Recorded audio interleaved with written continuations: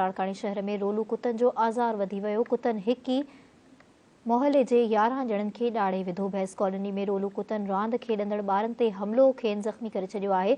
नाज़रीन, अहम ख़बर बाबति तव्हांखे आगाह कंदासीं। ज़ख़्मी ॿारनि खे वारसनि खणाए लाड़काने जी चांटका इस्पताल जे एमरजेंसी वार्ड में क़ाइम आरवे सेंटर ते वैक्सीन कराई आहे। हिकु भेरो ॿीहर नाज़रीन, ब्रेकिंग न्यूज़ खां तव्हांखे आगाह कंदासीं।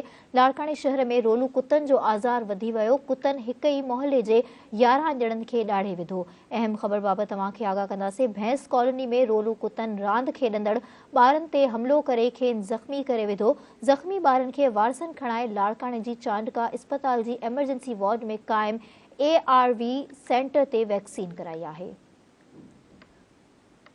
हिकु भेरो ॿीहर ब्रेकिंग न्यूज़ अवां ताईं पहुचाईंदासीं। नाज़रीन, लाड़काने शहर में रोलू कुतन जो आज़ार वधी वियो। कुतन हिकी मोहल्ले जे 11 ॼणनि खे ॾाढ़े विधो। भैंस कॉलोनी में रोलू कुतन रांदि खेॾंदड़ ॿारनि खे ॾाढ़े विधो आहे। इन जा वधीक तफ़सील वठंदासीं। लाइन ते मौजूदु आहे धरती न्यूज़ जो ब्यूरो चीफ मुनव्वर रिंद। जी मुनव्वर रिंद, तफ़सीलात बाबति आगाह कंदा।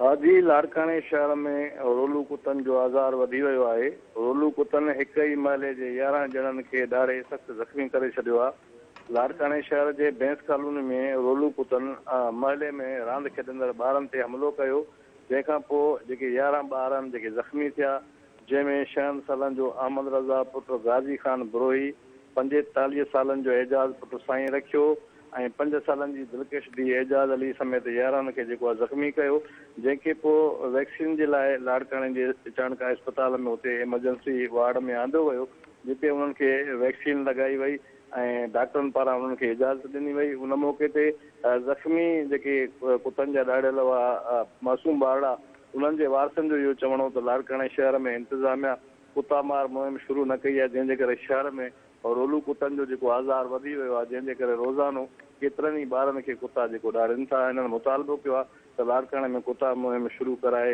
इन्हनि जो ख़ात्मो आंदो वञे। जी मुनव्वर, अवां जी वॾी महिरबानी अपडेट करण लाइ।